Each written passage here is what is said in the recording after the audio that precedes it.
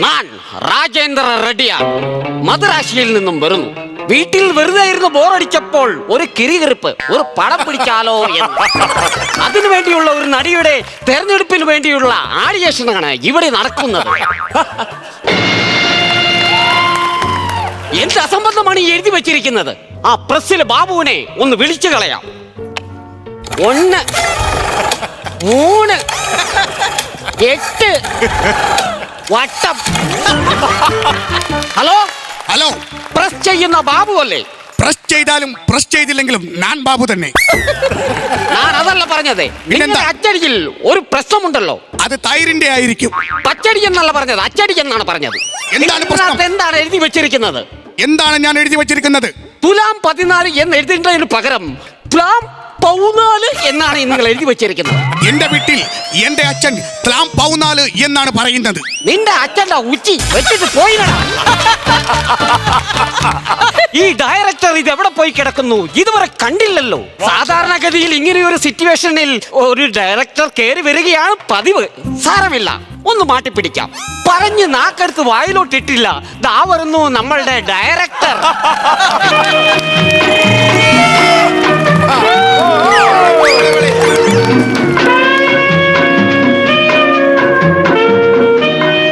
ഒരു ആഡിയേഷൻ ഇവിടെ ഇങ്ങനെ സെറ്റ് ചെയ്ത് വെച്ചിട്ട് ഡയറക്ടർ ഇത് എവിടെയായിരുന്നു? ഞാൻ അമ്പലത്തിൽ വരെ പോയിരുന്നു. എന്ത് കാര്യത്തിന്? നമ്മുടെ സിനിമ 100 വട്ടം ഓടാൻ വേണ്ടി അമ്പലത്തിൽ പോയി വഴിപാട് നടത്തിയിട്ട് വരികയാണ് ഞാൻ. അങ്ങനെയാണെങ്കിൽ ഈ പടം വിജയിക്കാതിരിക്കാൻ വേണ്ടി ഞാനും ഒരു നേർച്ച നേർന്നിട്ടുണ്ട്. അമ്പലത്തിലാണോ? അല്ല, പിന്നെ ടാക്കീസിന് ചുറ്റും. മനസ്സിലായില്ല. ഇല്ലേ, താനെ കടന്ന് ഉരുളുമ്പോൾ നിനക്കത് മനസ്സിലായിക്കൊള്ളും. മുതലാളി, ആ, എന്താണ് ആ പെട്ടിയില്? നമ്മളുടെ ഈ പടം പിടിക്കാനുള്ള 30,000 രൂപയാണ് അതിനകത്ത്. ചിരിക്കണ്ട. ഒരു ആഡിയേഷൻ ഇവിടെ തറപ്പെടുത്തിയിട്ട് ഒരു പെണ്ണിനെ പോലും ഇവിടെ കണ്ടില്ലല്ലോ. എന്താ, വേണ്ടത്ര പരസ്യമൊന്നും ചെയ്തില്ലായിരുന്നു? ചെയ്തായിരുന്നു മുതലാളി. എന്നിട്ട് മുതലാളിയുടെ ഫോട്ടോയും ഫോൺ നമ്പറും വെച്ച് ഞാൻ പത്രത്തിൽ ഒരു പരസ്യം കൊടുത്തു. അതും പോരാൻ തൊട്ട് തീവണ്ടി ഓഫീസിലും ബസ് സ്റ്റോപ്പിലും ഞാൻ പരസ്യം എഴുതി കൊടുത്തു. എന്നിട്ട് ഒരു പെണ്ണ് പോലും ഇങ്ങോട്ട് വന്നില്ലല്ലോ. ആട്ടെ, നോട്ടീസിനകത്ത് എന്താണ് എഴുതി വെച്ചിരിക്കുന്നത്? മുതലാളിക്ക് ഒരു പെണ്ണ് വേണമെന്നും പറഞ്ഞാണ് ഞാൻ എഴുതി വെച്ചത്. ആസ്ഥാന ഡയറക്ടറെ, അസ്ഥാനത്ത് കയറിയുള്ള നിന്റെ ഈ വളിപ്പ് എനിക്കത്ര പിടിക്കുന്നില്ല. മുതലാളി വിഷമിക്കണ്ട. ഒരു പെൺകുട്ടി വന്നിട്ടുണ്ട്. ഉണ്ടോ? എങ്കിൽ ഞാൻ അങ്ങോട്ട് മാറി നിൽക്കാം. നീ അവളുടെ അടുക്കിൽ എന്നെ കുറിച്ചൊന്ന് പരിചയപ്പെടുത്തി കൊടുത്തേര് കേട്ടോ. മുതലാളി മാറി നിന്നോളൂ, ഞാനിത് ഡീൽ ചെയ്തോളാം. ഓക്കെ.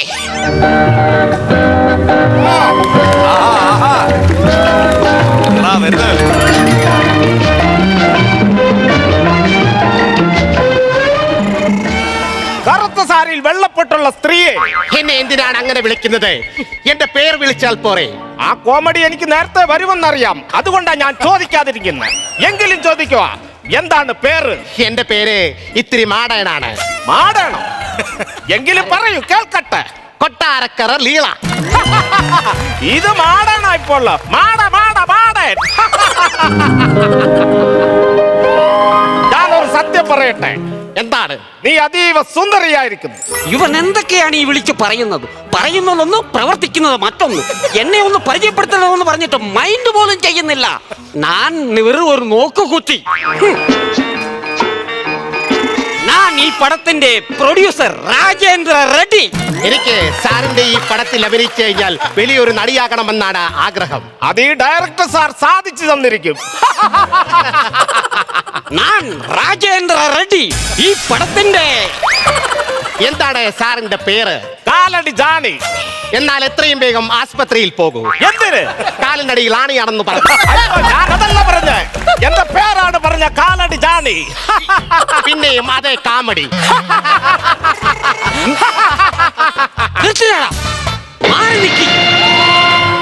ഞാൻ ചോദിക്കാം, എന്താണ് കുട്ടിയുടെ പേര്? ലീല. എവിടെയാണ് കുട്ടിയുടെ വീട്? കൊട്ടാരക്കര. എന്താണ് കുട്ടിയുടെ വയസ്സ്? 22. ലീല ഇങ്ങ് വരൂ. ലീലയല്ല. അല്ലല്ലോ, അപ്പോൾ മാറി നിൽക്കേ. നിശബ്ദ ചിത്രത്തിൽ അഭിനയിക്കാനാണോ ഈ കുട്ടി വന്നത്? അല്ലല്ലോ, അപ്പൊ ഞാൻ ചോദിച്ചു കൊള്ളാം. കുട്ടി, എന്റെ പേര് രാജേന്ദ്ര ഷെഡ്ഡി. എന്റെ പേര് പറയാൻ എനിക്കറിയാം. നീ ഇടയ്ക്ക് കയറി സംസാരിക്കണ്ട. ലീലയുടെ പേര് പറയാൻ ലീലയ്ക്കറിയാം. നീ ഇടയ്ക്ക് കയറി സംസാരിക്കണ്ട. Shut up your bloody mouth. എന്റെ പേര് കൊട്ടാരക്കര ലീല. അയ്യോ, രാജേന്ദ്ര റൗഡി, ഈ പ്രൊഡ്യൂസർ. എനിക്ക് അങ്ങയുടെ ഒരു കാര്യം ഉണർത്തിക്കാനുണ്ട്. എന്താണെങ്കിലും ഉണർത്തിച്ചുകൊള്ളൂ. ഞാൻ സാറിന്റെ സിനിമയിൽ അഭിനയിക്കുമ്പോൾ ഇതിൽ തൊട്ടും തലയോടിയുമുള്ള രംഗങ്ങളുണ്ടെങ്കിൽ എനിക്ക് അഭിനയിക്കാൻ താല്പര്യമില്ല. നല്ല കാര്യമാണത്. കാരണം കുട്ടി വിചാരിക്കും പോലെ ഇതിനകത്ത് കെട്ടിപ്പിടുത്തമോ ഉമ്മവെപ്പോ ഒന്നും തന്നെ ഇല്ല എന്നുള്ളതാണ് വാസ്തവം. എങ്കിൽ എനിക്ക് 100% സമ്മതം. എനിക്കും സമ്മതം. ആട്ടെ, ലീലയുടെ കാൽഷീറ്റൊക്കെ എങ്ങനെയാണ്? എനിക്ക് അങ്ങനെയൊന്നുമില്ല. ഏതെങ്കിലും ബെഡ്ഷീറ്റ് കിട്ടിയാലും ഞാൻ ഏതെങ്കിലും മൂലയിൽ കിടന്നു. ആവൻകുട്ടിയാണ്. അതെ മുതലാളി, ആദ്യ ഓഡീഷൻ തന്നെ ലീലയുടെ ഒരു പാട്ടായാലോ? നല്ല കാര്യമാണ്. ലീല പാട്ടുകൾ പാടുമോ? അത്യാവശ്യം പാടും. എങ്കിൽ ഒരെണ്ണം പാടിയാട്ടെ. ഇപ്പോൾ ഞാൻ പാടുന്നില്ല. അതെന്താണ്? എനിക്കിപ്പോ അത്യാവശ്യമില്ല. അയ്യോ, എന്നാലും ഒരെണ്ണം പാടും. ഒരു പാട്ട് ഞാൻ പാടാം. ഞാൻ വലിയ പാട്ടുകാരിയൊന്നുമല്ല, എങ്കിലും ചെറുതായിട്ടൊക്കെ ഒന്ന് മൂളാറുണ്ട്. ഈ ചെറുതാട്ട് മോളാൻ ടേപ്പ് റെക്കോർഡാണോ? എന്തായാലും ഞാനങ്ങ് പാടിയേക്കാം. മല്ലിക ബാണന്റെ അമ്പുകളോ കൺമുനത്തുമ്പുകളോ പുല്ലമലർക്കൊടി അമ്പുകളോ പൊന്നിളം ചുണ്ടുകളോ വന്നല്ലോ ഫീലിംഗ് വന്നല്ലോ ഫീലിംഗ് വന്നല്ലോ ഫീലിംഗ് വന്നു വന്നു കൊല്ലുന്നല്ലോ ഫീലിംഗ്.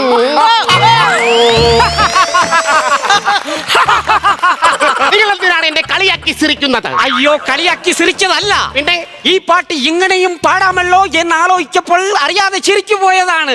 അങ്ങനെയാണോ? അതെ. എങ്കിൽ നാടും കൂടി ഒന്ന് ചിരിക്കട്ടെ. ലീല, പാടി ക്ഷീണിച്ചതല്ലേ? ഈ ജ്യൂസ് കുടിക്കോ. ഇതെന്ത് ജ്യൂസാണ്? Orange juice. ഇതെന്താണ് ഇങ്ങനെ കറുത്തിരിക്കുന്നത്? പിന്നെ ബ്ലാക്ക് ആൻഡ് വൈറ്റ് സിനിമയിൽ കളർ ജ്യൂസ് കൊണ്ട് തരാൻ പറ്റൂ? ഇല്ല. ഇല്ലേ, ഇനി ഈ നമ്മുടെ പടത്തിലെ ഒരു മർമ്മപ്രധാനമായ ഒരു സീനാണ് നമ്മൾ ഇവിടെ ചെയ്യാൻ പോകുന്നത്. എന്താണ്? അഭിനയ സാധ്യതയുള്ള വേഷം. അതാണ് ചെയ്യാൻ പോകുന്നത്. ഇങ്ങ് തരൂ, ഇതാ വായിച്ചു നോക്കൂ. ഡയറക്ടറെ, നമ്മുടെ പടം ഷൂട്ട് ചെയ്യുന്നതിന് മുമ്പേ തന്നെ പാസ്സായെന്നാണ് തോന്നുന്നത്. എങ്ങനെയാണ് മുതലാളി? കണ്ടില്ലേ, ലീല ഇരുന്ന് കഥ വായിച്ചപ്പോൾ തന്നെ പൊട്ടിക്കരയുന്നത്? ഡയറക്ടറെ, ഞാനത് കോമഡി രംഗമാണല്ലോ എഴുതി കൊടുത്തത്, പിന്നെ എങ്ങനെ കരയുന്നു? അതുകൊണ്ടല്ല, എനിക്ക് എഴുത്തും വായനയും അറിയില്ല. അയ്യോടാ പാവം. ഒരു കാര്യം ചെയ്യും. എന്താണ്? അഭിനയിക്കാനുള്ള സാധനങ്ങൾ നമുക്ക് ചെയ്യാം. സരി, ഓക്കെ. എന്താണ് ഞാൻ അഭിനയിക്കേണ്ടത്? ഡയറക്ടർ പറയൂ. ലീല, ഇങ്ങ് പറൂ. നമ്മുടെ രംഗം എന്ന് പറഞ്ഞാൽ കാമുകി കാമുകനെ കാണാൻ വരുന്ന ഒരു പ്രണയ രംഗമാണ്. ആരാണ് കാമുകൻ? അത് ഡയറക്ടറായ നാം തന്നെയാണ്. അങ്ങനെ ശരിയാകും. പുളിങ്കൂറ് പോലെ കാശെണ്ണി തരുന്നത് നാനല്ലേ? അപ്പൊ നാനാണ് കാമുകൻ. ഓ, അങ്ങനെയാണെങ്കിൽ ഇരിക്കൂ. നാനോ? ആ, കാമുകി വരുന്നു. കാമുകന്റെ അടുത്തെത്തുമ്പോഴാണ് അറിയപ്പെടുന്നത് കാമുകന് തളർവാദമാണെന്ന്. മുതലാളി, അഭിനയിക്കൂ. തളത്തിയിട്ടിട്ട് ഞാൻ എന്നാണ് അഭിനയിക്കാൻ? ഈ തന്നെ ഒരു കാര്യം ചെയ്യാം. നമ്മുടെ സിനിമയില് പാട്ടും കൂത്തും എല്ലാം ആവശ്യമുണ്ട്. നൃത്തം വശമുണ്ടോ? നൃത്തമേ അറിയൂ. അറിയോ? എങ്കിൽ ഒരു നൃത്തം ഇങ്ങോട്ട് കീച്ചിയാട്ടെ. ശരി മുതലാളി.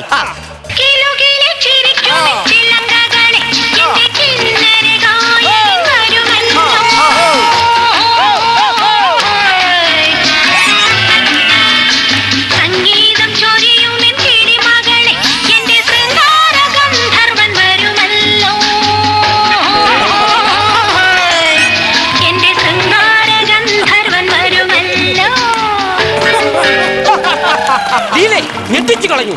അതിഗംഭീരമായിരിക്കുന്നു. ഒരു കാര്യം ചെയ്യൂ, ഇതിരിക്കട്ടെ അഡ്വാൻസ് ആയിട്ട്. വളരെ നന്ദി മുതലാളി. നാളെ തന്നെ നമുക്ക് ഷൂട്ട് തുടങ്ങണം. ശരി മുതലാളി. ഓക്കെ, അടിപൊളി.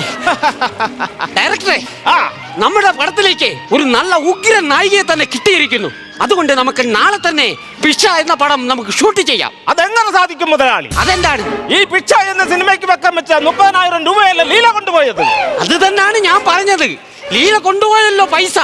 അതുകൊണ്ട് നമുക്ക് നാളെ തന്നെ പിച്ചാടനം ആരംഭിക്കാം എന്നാണ് പറഞ്ഞത്. മുതലാളി വെറും മുതലാളിയല്ല, രാജേന്ദ്ര റൗഡി ഇതിന്റെ പ്രൊഡ്യൂസർ.